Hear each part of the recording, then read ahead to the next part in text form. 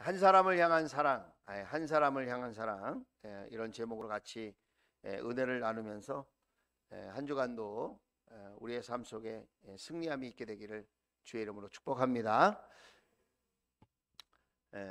저는 성경에 사랑 이야기가 많이 있는데 그런 고민을 해봤습니다.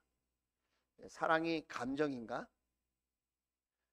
내 감정이 이렇게 수시로 변하고 또 좋을 때 싫을 때 이렇게 분명하게 나누어지는데 어떻게 하면 주님께서 원하시는 그 사랑을 사랑의 삶을 내가 살아갈 수 있을까, 그런 생각을 해보았습니다. 가끔 부부 상담을 할 때가 있는데 예전 같지 않다는 거예요. 부부간의 이 사랑의 마음이. 전에는 가슴이 두근두근하고 콩당콩당 뛰고 보기만 해도 좋고 무슨 얘기를 해도 그렇게 반갑게 들렸는데 지금은 가슴이 콩당콩당 뛰는데 무서워서 콩당콩당 뛴대요.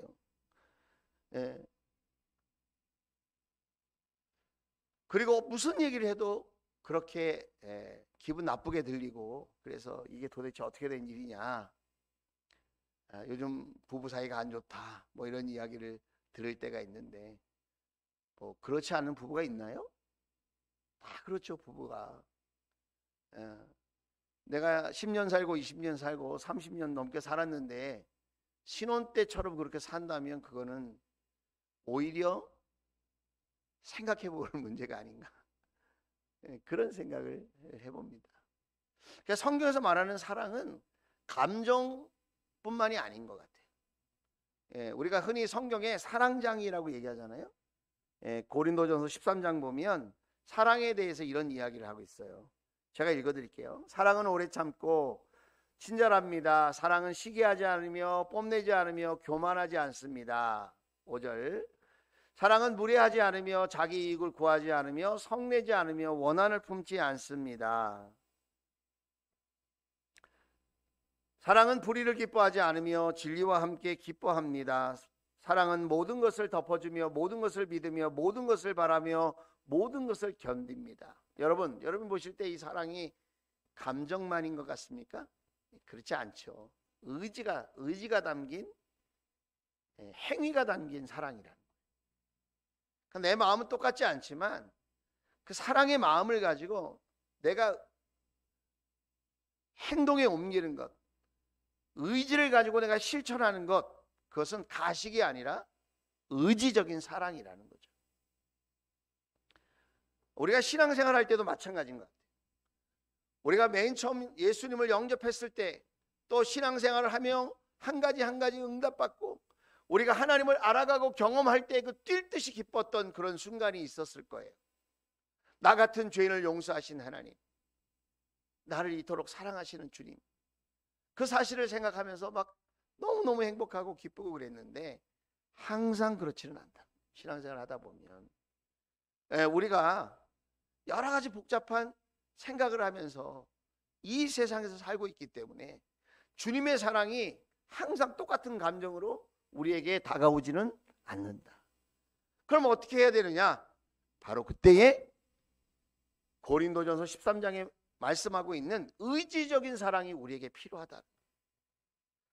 첫사랑을 내가 경험했을 때 그 감정을 기억하고 서로 사랑했을 때의 그 사랑의 마음을 소중하게 여겨서 지금은 힘들고 어려운 상황이라 할지라도, 예전과 같은 감정이 아니라 할지라도 우리가 의지적인 결단을 가지고 사랑하려고 노력할 때에 그 사랑은 더 아름답게 빛나게 되어질 줄로 믿습니다.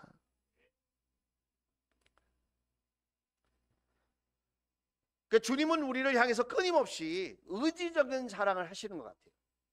자, 십자가의 사랑이라고 우리가 이야기를 많이 하는데, 십자가의 사랑 그러면 여러분이 어떤 생각이 떠오르십니까? 예수님이 나를 엄청 사랑하시는 감정을 갖고 있나 보다, 그런 생각이 떠오르십니까? 그런데 그 사랑을 넘어서요, 예수님은 마음만, 감정만 우리를 사랑한 게 아니라, 말로만 우리를 사랑한 것이 아니라 예수님은 십자가에 실제로 죽으시기까지 우리를 사랑하셨다. 예수님의 그 사랑의 마음은 거짓이 아니었고 예수님이 우리를 사랑한다고 하시는 그 말씀은 빈말이 아니었다. 예수님은 의지를 가지고 자기의 생명을 바쳐서 저와 여러분을 뜨겁게 사랑하시는 것을 증명해 보이셨다. 우리가 사랑받을 만한 조건에 있을 때가 아니라 우리가 죄지었을 때, 우리가 연약할 때, 우리가 하나님과 원수되었을 때에, 상종하기도 싫을 그때에 의지를 가지고 우리를 사랑해 주셨다. 그 의지적인 사랑의 결정판, 그것이 십자가의 사랑이다. 그래서 예수님은 우리를 끊임없이 사랑해 주시고, 끊임없이 기다려 주시고, 끊임없이 참아 주시고, 끊임없이 우리를 아껴 주시는데, 우리는 예수님의 사랑을 얼마나 가슴 깊이 생각하면서 신앙생활하고 있을까? 오늘 말씀은 이렇게 시작됩니다. 15장 1절이에요. 죄인들과 세리들과 죄인들이 모두 예수님의 말씀을 들으려고 그에게 가까이 몰려들었다. 세리들, 그 당시 이스라엘 민족들, 유대인들에게는 매국노와 같은 사람들이었어요. 로마 정부에 아첨하고 아부하면서 자신들의 경제적인 이익을 누리면서 살아보려고 하던 부류가 세리들이었어요. 죄인들이라고 하는 것은 정말 무슨 흉악범이라는 말이 아니고, 유대인의 율법의 기준에 봤을 때 결격 사유가 있고 결핍이 있는 사람들, 뭐 질병에 걸렸다거나 뭐 장애를 앓고 있다거나 여러 가지 많은 율법 중에 한두 가지를 어겼을 때 그것들조차 죄인이라고 손가락질하고 구원받지 못할 사람, 상종하지 못할 사람이라고 유대인들은 생각했다는 거예요. 그런데 그런 사람들이 아픈 가슴을 가지고 누구에게 찾아갑니까? 예수님에게 찾아갔다. 왜요? 예수님의 구원의 말씀을 들으려고, 천국 복음을 들으려고 예수님께 나아갔다. 이 세상에서는 제한이 있고 차별이 있고, 이 세상에서는 손가락질이 있고 비교함이 있고, 이 세상에서는 용납이 안 되고, 하지만 예수님의 그 말씀 속에서는 자유함이 있고 기쁨이 있고 감사가 있고 행복이 있다는 것을 그들이 천국 복음을 들으면서 알았던 것이죠. 그래서 가까이 몰려들었는데 2절에 보니까 이렇게 말씀하고 있어요. 바리새파 사람들과 율법학자들은 투덜거리며 말하였다. 이 사람이 죄인들을 맞아들이고 그들과 함께 음식을 먹는구나. 그랬어요. 바리새파 사람들과 율법학자들은 어떻게 했다고요? 그 세리들과 죄인들을 투덜거렸다는 거예요. 어떻게 예수라고 하는 사람이, 구원자라고 하는 사람이, 뛰어난 선생이라고 하는 사람이 이렇게 죄인인 줄 뻔히 알고 매국노와 같은 사람들과 함께 어울려서 교제를 할 수 있는가? 어떻게 그 죄인들을 용납하고 그들과 함께 음식을 먹을 수가 있나? 우리 주위에도 보면 윤리의식이, 도덕의식이 뛰어난 사람들이 있습니다. 그렇죠? 난 한다면 해. 난 지킬 건 지켜. 나는 분명해. 해. 옳고 그름이 난 분명한 사람이야. 정직하게 살고 바르게 살고. 그래서 그 기준에 벗어나면 다 못마땅한 거죠. 저런 사람들하고는 다시는 만나지 말아야 되겠다. 가까이 하지 말아야 되겠다. 마치 바리새인과 율법학자들도 그런 마음이었다는 거예요. 이 사람들은 일주일에 한 번씩 금식을 하고 11조를 드리고 하나님의 말씀대로 살려고 몸부림치던 사람이었어요. 그런데 여러분 성경에 보면 예수님에게 칭찬을 받습니까? 야단을 많이 맞습니까? 야단을 많이 맞아요. 왜 그러죠? 자신들의 구별됨, 자신들의 다른 신앙생활을 기준을 가지고 다른 사람을 핍박하고 무시하고 경계를 걷고 선 넘지 말라고 그러고 너희들은 구원받지 못할 사람들이라고 하고 이렇게 경계를 딱 긋는 거예요. 예수님이 뭐라고 말씀하시죠? 병든 자라에게야, 병든 자이어야만 의사가 필요하다. 의원이 필요하다. 죄인들에게 나는 필요한 사람이다. 그러잖아요. 예수님께 가야 죄의 용서함을 받고 예수님께 가야 몸과 마음이 건강하게 되어지는데, 스스로 나는 건강하고 스스로 나는 올바르고 스스로 나는 당당하다, 문제가 없다 이렇게 생각하는 사람은 예수님이 필요하지 않다는 거예요.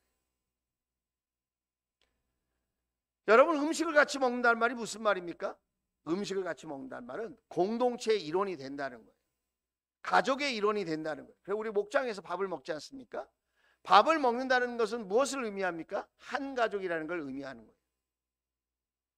그래서 지난번에도 한번 말씀드렸지만, 손님은 다과를 먹고 가족은 같이 밥을 먹는다. 그래서 예수님은 그들을 가족으로, 공동체의 일원으로, 하나님 나라의 일원으로 받아들이고 싶어 하시는데, 바리새파 사람들과 율법학자들은 어떻게 저런 죄인들이 구원을 받을 수 있어? 어떻게 저런 사람들이 하나님의 자녀가 될 수 있어? 그것을 배척했다고 하는 것입니다. 그래서 예수님이 3절에 비유로 말씀하시는 거예요. 자, 3절. 그래서 예수께서는 그들에게 이 비유를 말씀하셨다 그랬어요. 이 비유라는 말이 무슨 말이냐면 헬라어로 파라볼레라는 뜻입니다. 파라볼레, 곁에 둔다는 거. 곁에 둔다. 곁에 두어서 비교해서 원래의 상태를 깨닫게 한다는 거예요. 그 옆 사람을 한번 잠깐만 봐주세요. 누가 더 이쁜 것 같아요? 곁에 둬서 이렇게 보면 누가 더 이쁜지 금방 알죠? 예, 옆 사람을 보고 다 내가 더 낫지 그런 생각을 하실지 몰라요. 예, 그러나 내가 나을지 안 나을지 객관적인 평가가 필요한데, 오늘 예수님도 이 비유를 통해서 무엇이 진짜 하나님의 뜻인지, 무엇이 정말 하나님께서 원하시는 일인지를 깨달아 알 수 있도록 하셨다는 거예요. 그런데 여러분, 누가복음 15장에는 100마리 양 중에 한 마리 양을 잃어버렸어요. 그래서 100 중에 하나를 잃어버린 이야기가 있고요. 10드라크마 중에 하나를 잃어버린 10분의 1을 잃어버린 이야기가 있고, 우리가 잘 아는 탕자 이야기가 있죠. 아들이 둘인데 그 둘 중에서 잃어버린 아들 하나, 그 하나의 이야기가 기록되어져 있어요. 우리가 흔히들 그렇게 생각하고 있죠. 그래서 잃어버린 이야기를 3개나 지금 비유로 말씀하셨어요, 15장 안에. 그런데 놀라운 것은 이 비유라는 말이 단수로 되어 있어요. 단수, 복수로 되어 있지 않고 3절에 비유라는 말이 단수로 되어 있다. 단수. 아니, 비유가 3가지가 있는데 왜 단수로 했을까요? 복수로 안 하고? 셋은 복수인데 왜 단수로 얘기했을까요? 다른 3가지 이야기를 했지만 뜻은 하나다 이거예요. 다른 3가지 이야기를 했지만 뜻은 하나다. 그 뜻이 무엇일까? 우리가 한번 생각해 보면 좋겠습니다. 자, 첫째로 바리새인은 비판을 했어요. 판단을 했지만 예수님은 불쌍히 여기셨다는 거예요. 우리는 사람을 볼 때 판단을 합니다. 그렇죠? 분별하는 건 필요해요. 그러나 판단하고 우리가 비판하는 것은 좀 생각을 해봐야 되죠. 그것이 옳은 일인가? 우리는 사람을 볼 때 불쌍히 여기는 마음이 먼저 가야 할 텐데, 긍휼히 여기는 마음, 내가 어떻게 도와줄 수 있을까? 우리 교회의 용어로 저 사람을 어떻게 성공시켜 줄 수 있을까? 저 사람을 어떻게 사랑해 줄 수 있을까? 이런 생각을 우리가 먼저 하면 참 좋을 텐데, 우리는 내 인생에 저 사람이 도움이 되나 안 되나, 저 사람이 행위가 옳으냐 그르냐, 여기에 우리가 관심이 많을 때가 있다는 거예요. 바리새인과 율법학자들은 세리들과 죄인들을 비판했어요. 그런데 예수님은 다르게 보셨어요. 어떻게 보셨죠? 그들을 불쌍히 보셨다는 거예요.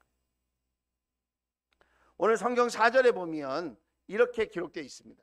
너희 가운데 어떤 사람이 양 100마리를 가지고 있는데 그 가운데서 한 마리를 잃으면 99마리를 들에 두고 그 잃은 양을 찾을 때까지 찾아다니지 않겠느냐. 저는 이 한 마리를 잃어버렸다는 말, 100마리가 있어요. 100마리가 있는데 한 마리를 잃어버렸어요. 그럼 한 마리를 잃어버려도 나에게는 지금 몇 마리가 있다는 거예요? 99마리가 있다는 거잖아요. 근데 99마리를 두고 한 마리를 찾아가는 것이 과연 합리적이고 효율적인 이야기냐? 내가 한 마리를 찾으러 가려고 하다가 99마리가 흩어져서 더 많은 양을 잃어버리면 어떻게 하지? 그런 고민을 제 나름대로 해본 적이 있어요. 여러분 생각은 어떠세요? 그런데 말이죠, 이 목자는 99마리를 들에 두고 한 마리를 찾아다닙니다. 제 마음에 와닿는 말씀이 찾을 때까지 찾아다니지 않겠느냐라는 말이에요. 찾을 때까지 찾아다니지 않겠느냐. 어느 집사님이 사랑하는 딸을 데리고 놀이동산에 갔어요. 저도 어렸을 때 우리 자녀들 데리고 어린이회관인가? 어린이 대공원? 이런 데 가본 적이 있어요. 그 집사님이 놀이동산에 갔는데 그 아이의 손을 붙잡고 많은 사람, 많은 인파 속에서 이렇게 구경하다가 보니까 갑자기 허전한 거예요. 딸의 손을 잡고 있었는데 딸의 손이 느껴지지 않는 거예요. 그 옆에 보니까 딸이 없어졌어. 3살 된 딸이 없어졌어요. 그때부터 머리가 하얘지고 하늘이 무너지는 것 같고 입술이 바짝바짝 타고 공포감이 밀려오고 사랑하는 딸을 잃어버렸어요. 어떻게 하지? 이리 뛰고 저리 뛰고 그 딸 아이의 이름을 부르면서 막 찾으러 다니는 거예요. 안내소에 찾아가가지고 방송도 해달라고 그러고 막 그 딸을 찾아달라고 막 그렇게 하는데 해가 저물기 시작했어요. 여러분, 해가 저물고 환경이 안 좋으니까 그만 찾아야 되겠죠? 야, 오늘은 그만 찾고 내일 와서 다시 찾아야 되겠다. 자, 우리 어머니들 계신데 그렇게 하시겠습니까? 그럴 어머니는 아무도 없어요. 아무리 해가 어두워지고 날씨가 쌀쌀해진다 할지라도 사랑하는 딸을 포기할 수 없기 때문에 찾을 때까지 찾아 헤매었을 것입니다. 왜 그렇죠? 소중한 내 딸이니까. 내 생명과 같은 내 사랑하는 자녀이니까. 마찬가지로 여러분, 이 목자는 그 한 마리를 포기할 수 없는 거예요. 생명같이 여기는 겁니다. 찾을 때까지 찾아다니지 않겠느냐. 오늘 예수님이 말씀하시는 의미를 아시겠죠, 여러분? 포기할 수 없다는 겁니다. 세상 사람들 판단하고 비판하고 구별하고 선긋고 너는 이 아파트 사니까 이쪽으로 오지 마. 이런 세상에 우리가 살고 있지 않아요. 길도 막고 돌아서 가라고 하고 우리는 서로를 보면서 판단하고 비판하고 선을 긋고 그렇게 무시하고 배척하고 그렇게 살 때가 너무나도 많지만 우리 예수님의 마음은 어떤 마음이라는 거예요? 포기할 수 없는 한 사람이라는 거예요. 포기할 수 없는 한 사람. 저와 여러분은 포기할 수 없는 그 한 사람이었기에 주님께서 이 자리까지 불러주신 줄로 믿습니다. 여러분 8절 말씀도 보면 동일한 이야기를 하고 있어요. 드라크마가 10개였대요. 10개. 예, 드라크마는 헬라식의 동전 단위고요. 우리가 잘 아는 로마식 동전 단위는 데나리온이에요. 1데나리온 들어보셨죠? 드라크마라는 말은 많이 안 쓰이기 때문에 헬라식 표현이기 때문에 우리가 낯설어요. 이 드라크마는 하루 일당이에요. 하루 일당. 요즘 하루 일당이 15만 원이래요. 15만 원.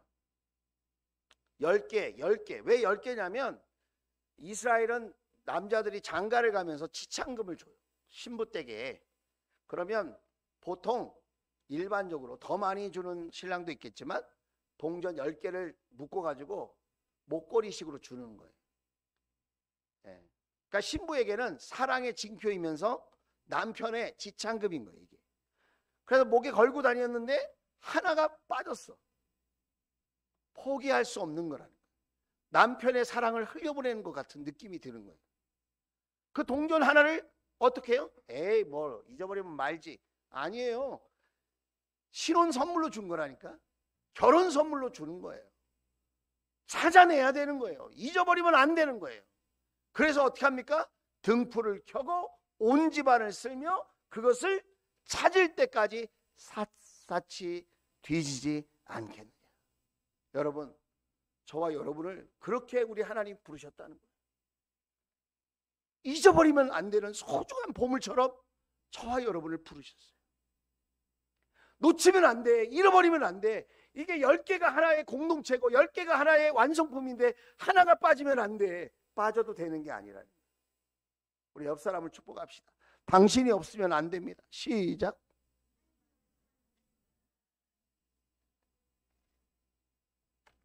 우리 옆에 있는 한 사람, 없어서는 안 될 소중한 사람이라. 목장의 한 사람, 에이 오늘 안 나왔으니까. 그게 아니라. 없어서는 안 될 소중한 보물 같은 사람이라는 거예요. 예수님은 그렇게 우리를 긍휼의 마음으로 보시고 불쌍히 여기시고 보물로 여기신 줄로 믿습니다. 두 번째로 우리가 생각해 보고 싶은 것은 뭐냐면 그 사랑을 배우자는 거예요. 그 사랑을 배워봅시다. 오늘 7절에 보면 이렇게 말을 하고 있어요. 내가 너희에게 말한다. 이와 같이 하늘에서는 회개할 필요가 없는 의인 99보다 회개하는 죄인 한 사람을 두고 더 기뻐할 것이다. 우리 예수님의 기쁨은 어디에 있느냐? 우리 하나님의 기쁨은 어디에 있느냐? 잃은 사람을 찾을 때 기쁘다 이 말이에요. 잃은 사람을 찾을 때. 하나님의 사랑을 깨닫고 돌아올 때 그 돌아오는 사람을 보면 세상이 알 수도 줄 수도 없는 기쁨이 차고 넘친다는 거예요.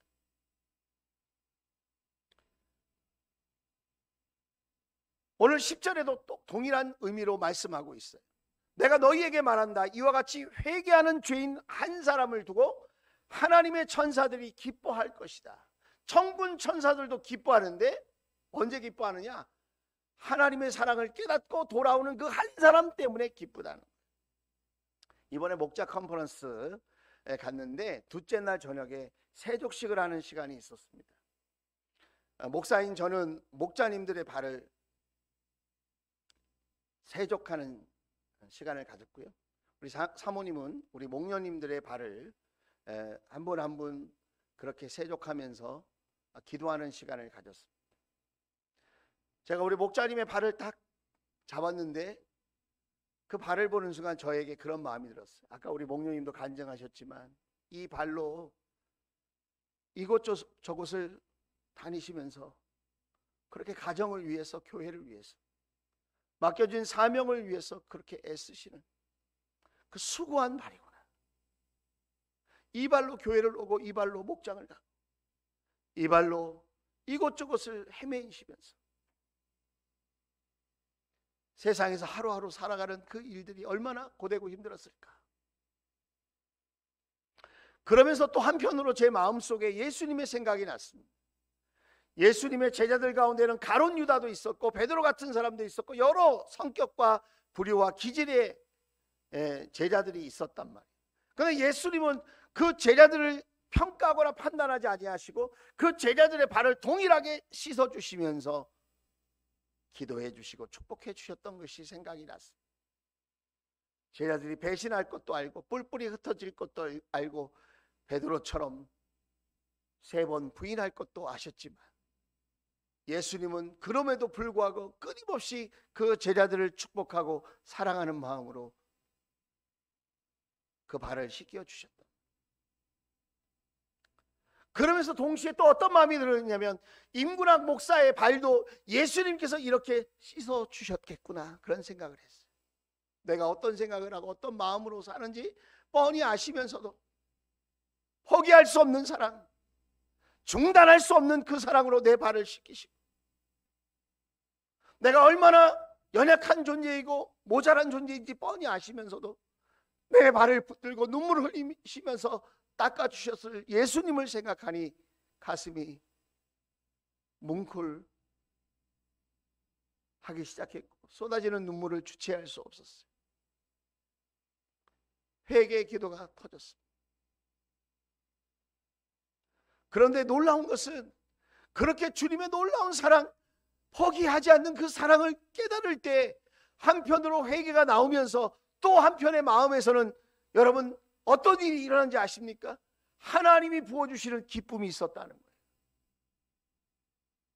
이건 정말 영적으로 경험해 보지 않고는 표현할 수 없는 기쁨인 것 같아요.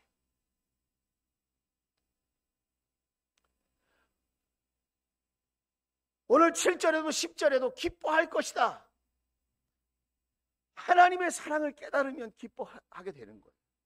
하나님의 사랑이 경험되면 기뻐하게 되는 거예요. 여러분, 우리의 신앙이 답답합니까? 우리의 신앙이 힘듭니까? 우리의 섬김이 지쳐갑니까? 나의 예배 생활이 무덤덤합니까? 왜 그런지 아세요? 예수님의 사랑이 경험되지 않으니까 그렇고, 예수님의 사랑이 얼마나 크고 놀라운지, 그 포기하지 못하시는 사랑, 나를 귀히 여기시는 그 사랑, 나를 끝까지 사랑하시는 그 예수님의 놀라운 사랑을 우리가 경험하고, 그 사랑을 또 이웃에게 흘려보낼 때에 우리는 세상이 알 수도 줄 수도 없는 놀라운 하늘의 기쁨을 맛보게 되어질 줄로 믿습니다.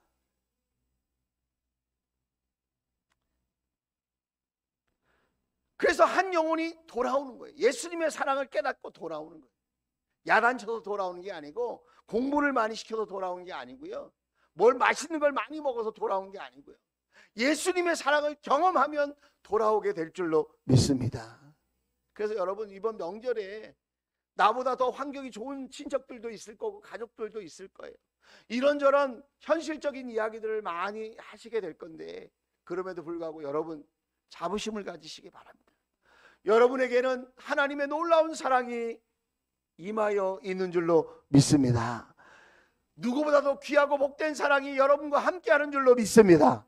여러분은 그 사랑을 받은 사람이에요.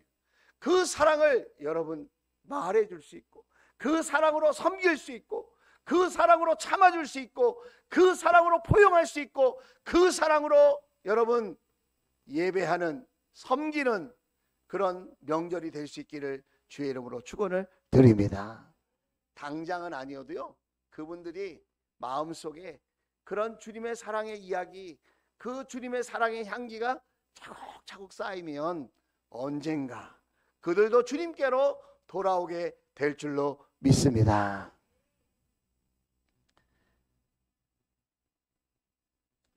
세 번째로 우리가 생각하고 싶은 건 뭐냐면, 영혼과 더불어 우리가 전략적으로 한 영혼을 좀 구원해 봤으면 좋겠다는 거예요. 나의 평생에 나를 통하여 한 영혼이라도 구원되기를, 전 그런 생각을 좀 해봐요. 11월 22일이 추수감사주일이거든요. 그 추수감사절 앞주일에 우리 목장들마다 홈파티를 하는 거예요. VIP를 초대하는 홈파티.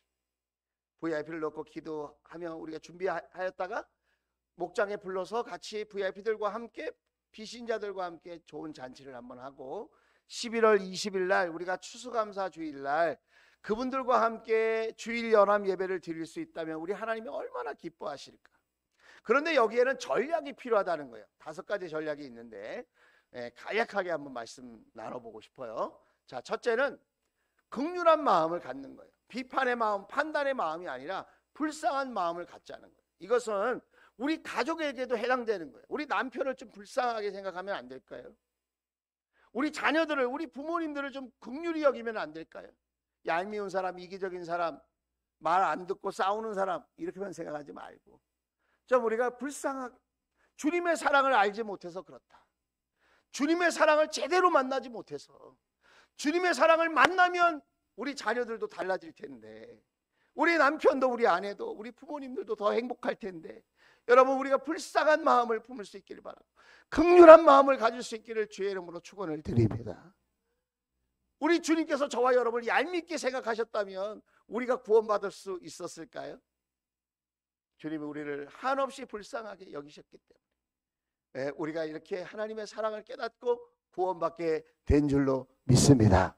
그래서 먼저 긍휼한 마음을 주옵소서, 우리가 그런 기도를 좀 했으면 좋겠고요, 그런 마음이 있었으면 좋겠고, 두 번째는 구체적으로 그 영혼을 위해서, 그 한 사람을 위해서 우리가 기도했으면 좋겠어요. 여러분 주의 이름을 부르면서 기도하는 사람이 있나요? 혹시 여러분의 자녀의 이름을 부르면서 기도하고 계신가요? 여러분의 남편이나 아내의 이름을 부르며 기도하고 있나요? 야단만 치고 바가지만 긁지 기도는 놓치고 있는 것이 아닐까요? 기도하면 하나님이 역사하실 줄로 믿습니다. 내가 화내고 신경질 내면 내 마음만 상할 뿐이지, 관계만 나빠질 뿐이지만, 내가 하나님께 기도하면 하나님께서 그 마음을 풀어주시고 녹여주시고 새롭게 하시고, 할렐루야, 그 영혼을 주께로 인도해 주시고 하나님의 사랑을 부어주실 줄로 믿습니다. 세 번째는 뭐냐? 섬겨주는 거예요. 우리 섬길 때도 내가 원하는 방식으로 섬기는 게 아니라 내 주위 사람, 그 사람이 원하는 방식으로 섬겨주는 거죠. 그 사람의 필요, 그 사람이 뭘 필요하나, 같이 시간을 보내줘야 되나, 선물을 줘야 되나, 같이 이렇게 사랑의 교제를 해야 되나, 그 사람이 원하는 게 뭔가, 그걸 우리가 생각하면서 내가 원하는 방식으로 섬기는 게 아니라, 우리는 항상 잘해줬다고 그러잖아요. 내가 잘해줬는데 어떻게 그럴 수 있냐. 자기 방식으로 잘해주고는 그 사람은 원하지도 않았던 거예요.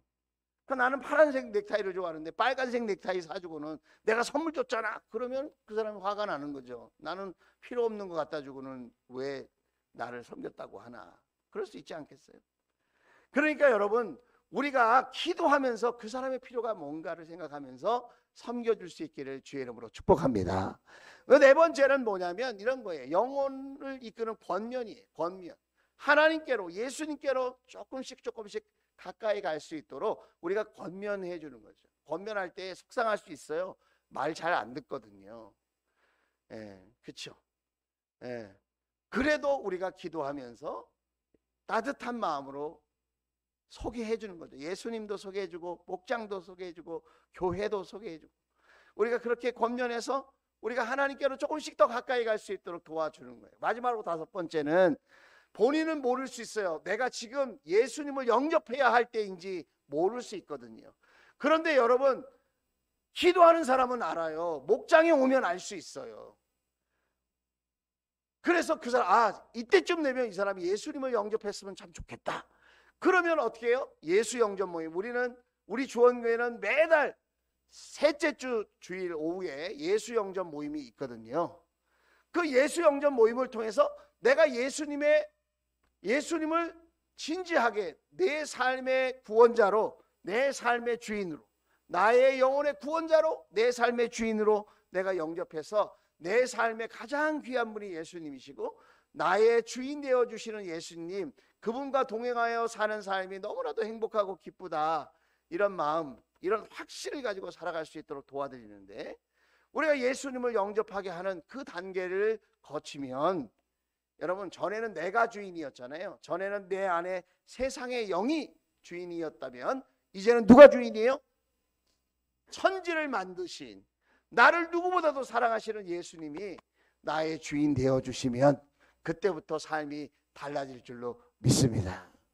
그렇게 우리가 이 다섯 단계를 거쳐서 우리가 그렇게 주님께로 인도하는 거예요. 여러분에게 한 사람을 소개하고 싶어요.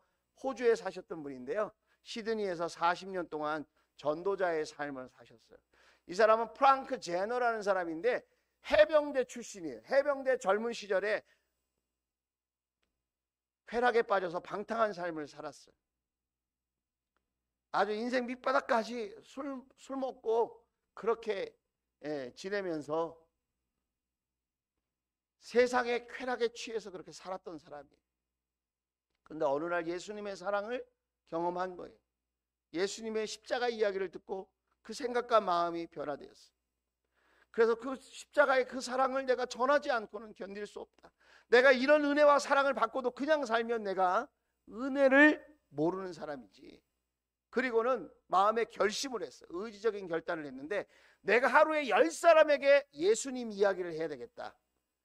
내가 직장도 다니고 가정도 생활도 하고 이렇게 자기 생활이 있을 거 아니에요?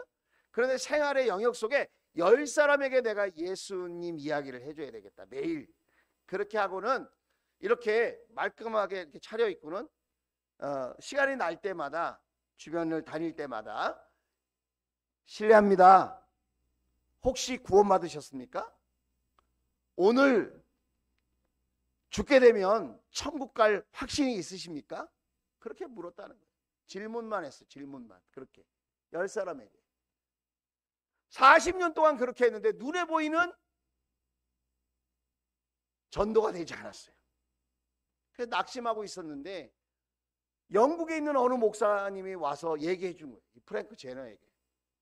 우리 교회에 여러 성도들이 왔는데 호주 친척 집에 갔다가 당신이 전한 그 메시지를 듣고 잊어버리려고 그랬는데 자꾸 머릿속에 생각나고 가슴속에서 가슴이 콩당콩당 뛰고 두근두근하고 자꾸 예수님 생각이 나고 막 이래가지고 이렇게 예수님 믿으려고 교회에 나오게 되었다고. 그런 사람이 한둘이 아닌 거예요.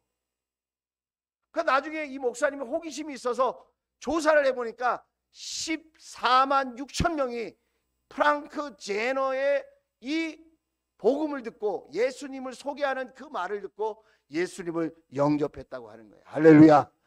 세상 사람들은 인정해 주지 않고 당장 눈에 그것이 결과로 주어지지 않았지만 하나님은 기억하시고 수많은 영혼들을 구원하신 줄로 믿습니다.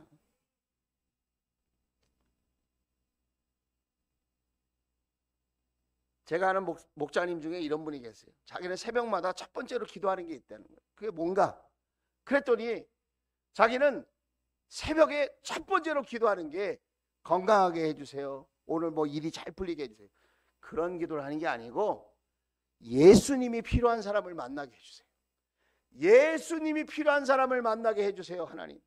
예수님이 필요한 사람을 만나게 해주세요. 예수님을 전할 수 있기를 원합니다. 하나님. 오늘 VIP를 만나게 해주세요. 오늘 비신자를 만나게 해주세요. 예수님이 필요한 사람을 만나게 해주세요. 할렐루야. 그 기도하려고 새벽마다 하나님의 전에 나와 기도를 한다는 거예요. 하나님께서 그 사람의 삶을 어떻게 하셨을까요? 그 목자의 삶을 축복하셨어요. 그의 가정을 지키고 자녀들을 지키고 마태복음 6장 33절에 있는 말씀처럼 이 모든 것을 더하시는 축복을 주신 줄로 믿습니다.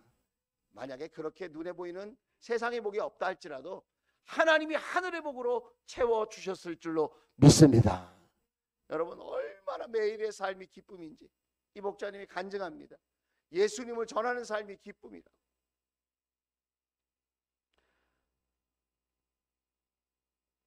오늘 6절 말씀을 보겠습니다. 자, 6절 말씀 읽고 마칠게요. 자, 오늘 15장 6절입니다.